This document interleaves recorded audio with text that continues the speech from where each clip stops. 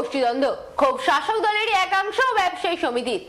অভিযোগ, প্রায় 8.5 লক্ষ টাকা খরচ করে সাবমার্সেল বানানো হলেও সেখানে বসানো হয়েছিল একটি ছোট টুলু পাম্প, যার জেরে লোড নিতে না পেরে খারাপ হয়ে যায় সাবমার্সেলটি।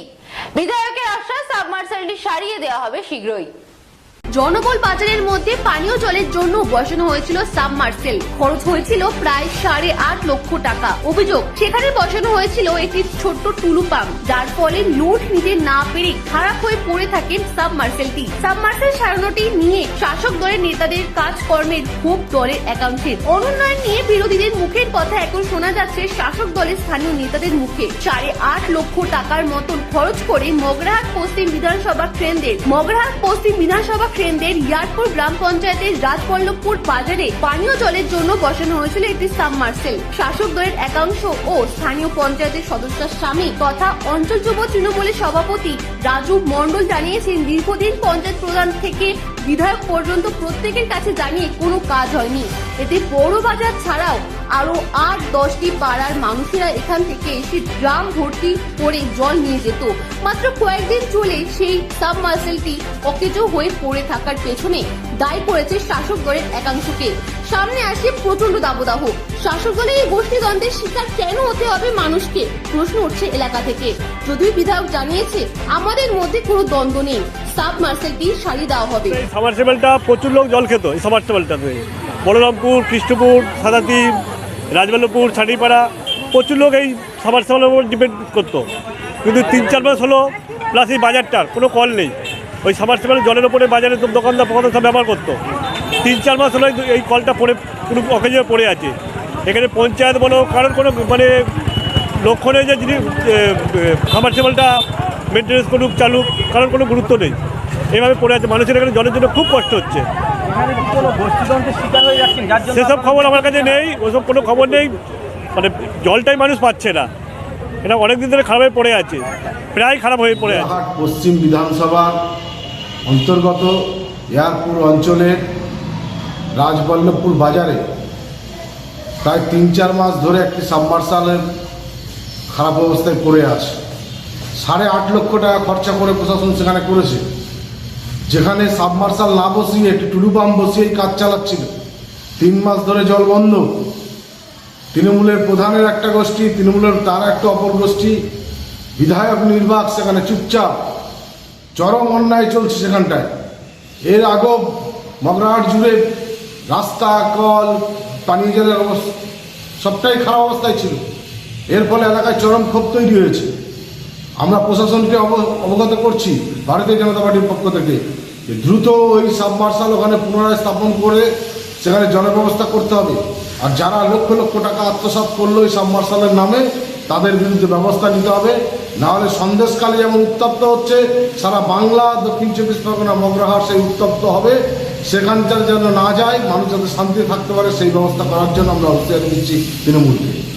আমি তৃণমূলের সক্রিয় সদস্য এবং এসটিএসসির সভাপতি বর্তমান ছিলাম। আমাকে সাইড করে দিয়ে সাবমার্সাল বসিয়েছে, সোলার লাইট বসিয়েছে এবং পায়খানা অকেজো হয়ে গেছে। বাজারের সাবমার্সাল বিশেষ করে গুরুত্বপূর্ণ, এবং পায়খানাটা যেহেতু পায়খানাটা করে গেছে, ওখানে 1 হাঁটু জল জমে আছে এবং সেই জায়গাটা খুব সরু আকারে তৈরি করে ওরা চলে গেছে। আমাদের মাননীয় এমএলএ সাহেবের জেলার টিম এবং এমএলএ সাহেব আমাদেরকে সাইড করে দিয়ে যেসব কাজকর্ম করছেন, সেই সব কাজকর্মগুলো সব কিছু খারাপ। আমরা বলতে গেলে আমাদের বলে দিচ্ছে, তোমরা যা করার করে নাও, এই রকম কাজ চলবে। এই রকম সাবমার্সাল ইয়ারপুর অঞ্চলে আরও অনেক অবস্থা খারাপ হয়ে আছে, সেগুলোও চলছে না। এবং পানীয় জলের যেসব টিউবওয়েলগুলো বসিয়েছে, সব টিউবওয়েল প্রায় অকেজো। প্রতি মাসে ওরা বিল করে সারে, আর যারা সারতে আসে বলে যায় সব 2 নম্বরই পাইপ দিয়ে তৈরি। এরা 2 নম্বরই পাইপ দিয়ে তৈরি করবে, আমরা বলতে পারবো না।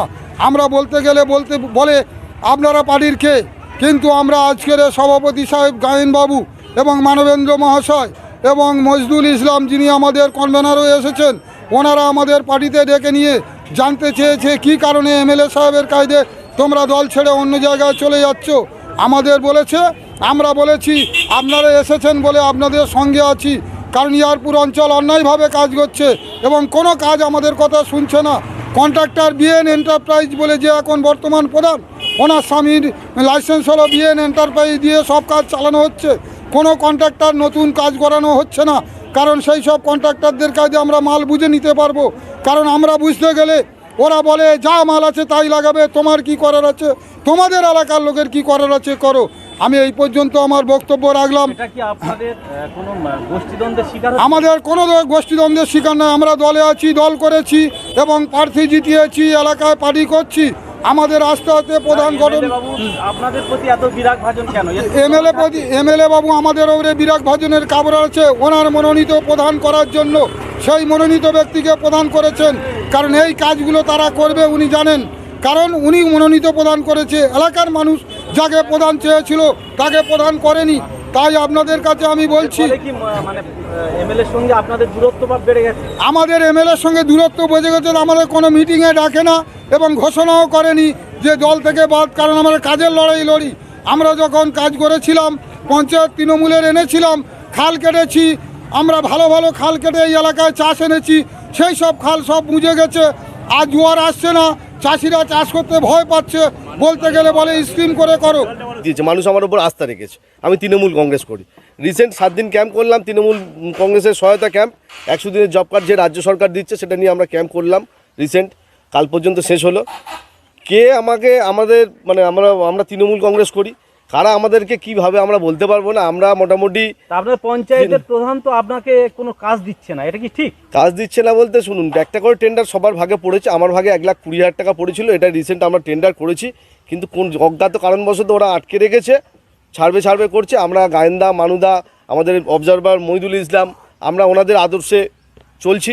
আমাদের বিধায়ক সাহেব গিয়াসউদ্দিন মোল্লা সাহেব আছেন, মোটামুটি ওনার সঙ্গে ওনার টিকিট হয়তো আমরা জিতেছি, কিন্তু উনি যে আমাদের পঞ্চায়েতে যাকে প্রদান করেছেন উনি যথেষ্ট ভদ্র মহিলা। ওনার স্বামী কন্ট্রাক্টর, বিএন এন্টারপ্রাইজের কন্ট্রাক্টর। কোনো মতবিরোধ বা দূরত্ব আছে এই অবশ্যই উনি যে প্রধান হয়েছে ওনাকে আমি প্রধান হিসেবে সাপোর্ট করিনি। এই অঞ্চলে ইয়ারপুর অঞ্চলে তৃণমূলের যুব সভাপতি আমি কম বেশি ওনাকে সাপোর্ট করিনি। আমরা চেয়েছিলাম আমাদের মেম্বারদের মধ্যে আলোচনা হোক কিংবা অঞ্চল কমিটির মধ্যে আলোচনা করে প্রদান করা হোক, কিন্তু কিভাবে আমাদের বিধায়ক সাহেব ওনাকে করেছে আমরা সেটা তো বলতে পারবো না। সেই কারণে ওনাকে সাপোর্ট না করার জন্য কম বেশি আমাকে হেনস্থা করছে, আমরা জানি। এটা আপনাদের গোষ্ঠীদ্বন্দ্ব বলা যেতে পারে? হ্যাঁ, বলতে পারেন, আমাদের গোষ্ঠীদ্বন্দ্ব বলতে পারেন কম বেশি, কিন্তু আমরা তৃণমূল কংগ্রেস করব এবং সারা যতদিন বাঁচবো আমরা তৃণমূল কংগ্রেস করবো। সাবমার্শাল পঞ্চায়েত সমিতি থেকে হয়েছিল, এটা পঞ্চায়েত সমিতি হয়েছিল, অথবা হয়তো লোকাল সদস্য যে আছে হয়তো সে বলেনি বা লক্ষ্য দেয়নি। যারা বললাম তো, এটা যদি আমাদের নজরে আসে না, নজরে এলে আমরা টিউবওয়েল করে দেবো কেন। কিন্তু জলের জন্যে আমাদের সরকার চায় না, মামাটি সরকার নেত্রী মমতা ব্যানার্জি আমাদের কেন্দ্রীয় সরকার একটা পয়সা দিচ্ছে না, আপনারা জানেন। তা সত্ত্বেও যেভাবে কাজ দিচ্ছে, সেই টিউবওয়েল থেকে রাস্তাতে সব কাজ করছে। নিশ্চয়ই আমরা দেখে দেবো, ওটা যদি সাবমার্শাল খারাপ হয়ে যায়, পাশে সাবমার্শাল বা টিউবওয়েল আমি করে দেবো। যে এখানে একটা মানে গ্রুপবাজি চলছে বা এখানকার পঞ্চায়েত যে মেম্বার তাকে কাজ করতে দেবে না বলে এইগুলো অচল করে রেখেছে, কী বলবেন? না, এটা ঠিক নয়, এটা ঠিক না। আমার কাছে বললাম এই 41টা টিউবওয়েল করছে, জেলা পরিষদে 41টা টিউবওয়েল হচ্ছে, একটা দুটো নয়। সে মেম্বারকে আমার সঙ্গে যোগাযোগ করেন, যদি গ্রুপবাজি লয়বাজ কেউ যদি করে থাকে পঞ্চায়েত সদস্য কানে এসে আমার সঙ্গে যোগাযোগ করুন।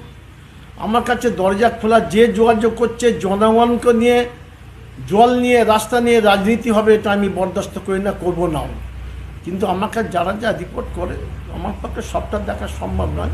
তবে আমি উন্নয়ন ছাড়া কিছু বুঝিনি। আমাদের মামাটি সরকার নেত্রী মমতা ব্যানার্জি, বাংলার মুখ্যমন্ত্রী, তিনি যেমন চেষ্টা করছেন, বাংলার যুবরাজ আমাদের অভিষেক বন্দ্যোপাধ্যায় তিনিও যেমন করছেন, আমরা তার শিষ্য। আমরা এলাকায় উন্নয়ন ছাড়া কিছু বুঝি না।